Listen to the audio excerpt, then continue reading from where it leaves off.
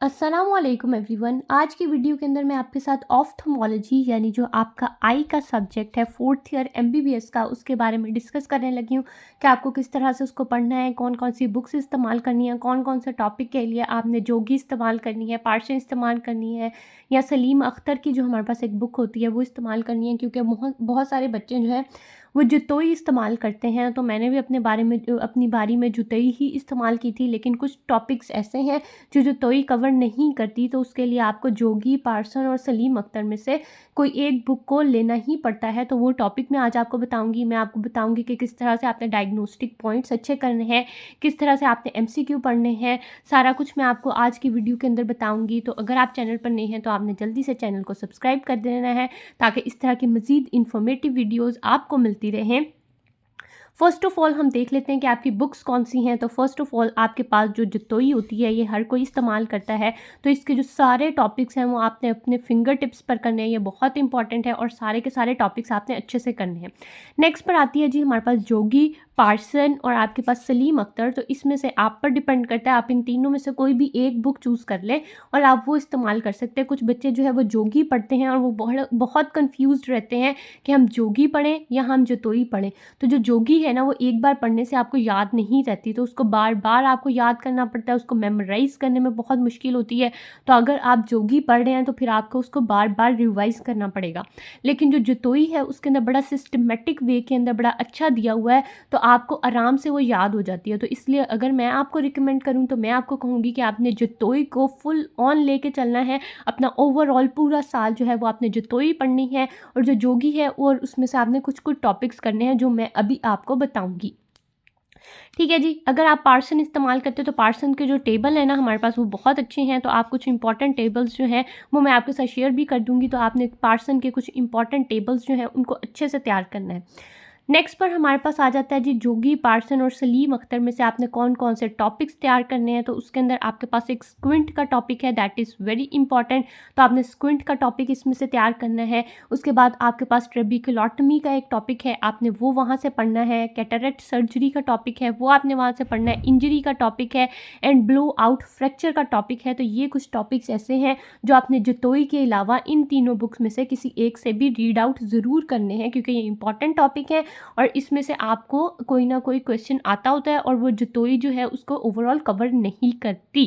ठीक है। उसके बाद आपने क्या करना है कि आपके जो डायग्नोस्टिक पॉइंट्स हैं उनको आपने बहुत अच्छे से कवर करना है। मैं अपने डायग्नोस्टिक पॉइंट्स की वीडियो भी शेयर करूँगी जल्द ही, तो वो आपके लिए बहुत बेनिफिशियल होने वाले हैं। तो आपने वो सारे पॉइंट्स देखने हैं और आपने अपनी बुक पर नोट करने हैं या आप अपने नोट्स बना सकते हैं, तो वो आपके लिए बहुत बेनिफिशियल है।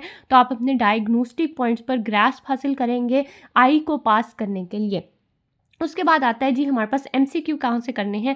तो एमसीक्यू जो है वो आप जोगी से भी कर सकते हैं, जोगी के एमसीक्यू भी अच्छे हैं। एमसीक्यू पॉइंट्स मैं आपके साथ कुछ एमसीक्यू पॉइंट्स जो हैं वो जो इंपॉर्टेंट एमसीक्यू पॉइंट है वो शेयर भी करूँगी, और साथ ही साथ जो यूएचएस के पास एमसीक्यू होते हैं वो आप ले सकते हैं, उसकी बुक ले सकते हैं। एमबीबीएस क्रैक की बुक एक होती है, वो भी एमसीक्यू के लिए बहुत बेनिफिशियल है, तो आपने एमसीक्यू के लिए वो भी ले सकते हैं। तो एमसीक्यू आपने अच्छे से तैयार करने हैं क्योंकि इसके एमसीक्यू भी थोड़े ट्रिकी आते हैं, थोड़े मुश्किल लगते हैं। आई जनरली ही बच्चों को थोड़ा मुश्किल लगता है, तो आपने आई को अच्छे से लेके अपने साल के स्टार्ट से ही आई को लेके चलना है। उसके बाद हमारे पास ना कुछ जो ट्रीटमेंट होती है ना, तो बच्चे कहते हैं कि ट्रीटमेंट जो है ना वो सबकी सेम है और एट द एंड ना हम सेम ट्रीटमेंट सबके अंदर लिख के आएंगे, तो ऐसा नहीं होता। कुछ ना कॉन्ट्रा इंडिकेटेड ड्रग्स होती हैं, तो आपने वो जो इंपॉर्टेंट ड्रग्स होंगे ना उनको ज़रूर फोकस कर लेना है। अपने पढ़ते पढ़ते साथ साथ आपने उसके एक नोट्स बना लेने हैं। मैं कुछ पॉइंट्स आपके साथ एट द एंड शेयर भी कर दूंगी, लेकिन आपने अपने साथ साथ जो कॉन्ट्रा इंडिकेटेड ड्रग्स होती हैं उनको अच्छे से लेके चलना है। उसके बाद जी हमारे पास ये कुछ टॉपिक्स हैं जो मैं आपको बताऊँगी कि आपने जुतोई के अलावा जोगी से या आपने पार्सन से या आपने सलीम अख्तर से किसी भी एक बुक से इनको पढ़ना ज़रूर है। ठीक है। रीड आउट आपने जुतोई के अलावा इन सब से करना है।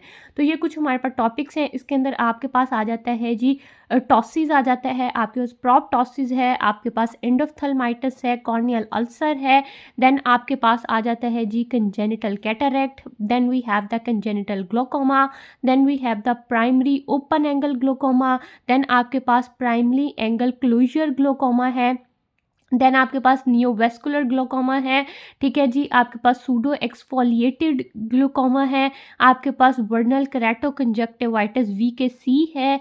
देन आपके पास कैटरेक्ट एक्सट्रैक्शन है, इसके मेथड्स भी करना है और इसकी कॉम्प्लिकेशंस भी आपने करनी है, ये इंपॉर्टेंट है। उसके बाद आपके पास इंटीरियर यूवियाइटिस है, उसके बाद आपके पास डायबिटिक रेटिनोपैथी और हाइपरटेंसिव रेटिनोपैथी आ जाती है। फिर आपके पास आ जाता है जी कंप्रेसिव रेटिनल वेन अक्लूजन आ जाती है, तो ये भी आपने करना है, ये इंपॉर्टेंट है। उसके बाद आपके पास एज रिलेटेड मैक्यूलर डीजेनरेशन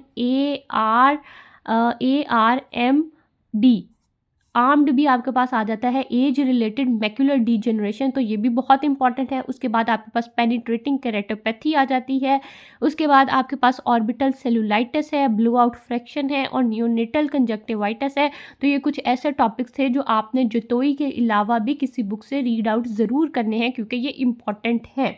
उसके बाद में अब आपको बताऊंगी एक ऐसे गोल्डन टॉपिक्स जिसमें से हर साल 5 से 6 SCQ आपके पेपर में यानी आपके UHS के पेपर में हर साल आते हैं। तो ये टॉपिक्स आपने कभी भी मिस आउट नहीं करने। ये हमारे पास टोटल 18 टॉपिक्स हैं और इसमें से हर साल आपके 9 में से 5 to 6 SCQs आते हैं, तो ये बहुत इंपॉर्टेंट है। First of all we have the eyelid का टॉपिक। तो आईलिड के अंदर आपके पास बहुत इंपॉर्टेंट टॉपिक्स हैं। अगर आगे हम जब चैप्टर डिस्कस करेंगे तो मैं आपको साथ साथ बताऊंगी सारी मार्किंग भी कि क्लेजियन है, इंट्रोपियन है, एक्ट्रोपियन है, तो ये सारे आपके पास टॉसिस वगैरह, तो ये बहुत इंपॉर्टेंट टॉपिक है आईलिड के आपके चैप्टर के अंदर। तो इनमें से कोई ना कोई टॉपिक हर साल आता ही आता है SCQ में। Then we have the conjunctivitis, third में we have the ophthalmia neonatorum, ठीक है जी। उसके बाद आपके पास ज़ेरोफ्थेल्मिया है, आपके पास बैक्टीरियल कॉर्नियल अल्सर है। Then we have the trachoma, आपके पास केरेटोकोनस है। लेंस कंप्लीट आपने तैयार करना है, लेंस के अंदर कैटरेक्ट की उसकी सारी सर्जरीज, उसकी कॉम्प्लिकेशन, मेथड, ये सारा कुछ आपने अच्छे से करना है क्योंकि इसकी कॉम्प्लिकेशन भी कई बार पूछी जाती हैं। उसके बाद आपके पास ग्लोकोमा है, ग्लोकोमा भी आपने कंप्लीट तैयार करना है, लेकिन इसके अंदर आपके पास एंगल क्लोजर ग्लोकोमा जो है वो ज़्यादा इंपॉर्टेंट है।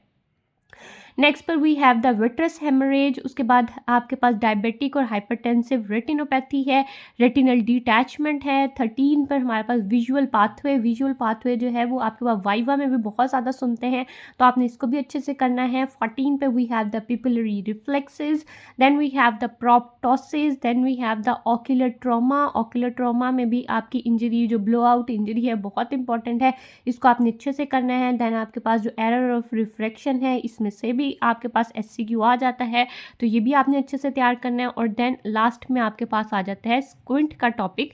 तो ये कुछ हमारे पास इंपॉर्टेंट गाइड थी कि आपने किस तरह से अपनी आई को तैयार करना है। अगर अभी तक आपने आई नहीं पढ़ी तो मैं इंशाल्लाह आपको गारंटी करती हूँ कि अगर आप इस तरह से आई को करेंगे तो इंशाल्लाह आप डिस्टिंक्शन लेवल तक जाएंगे।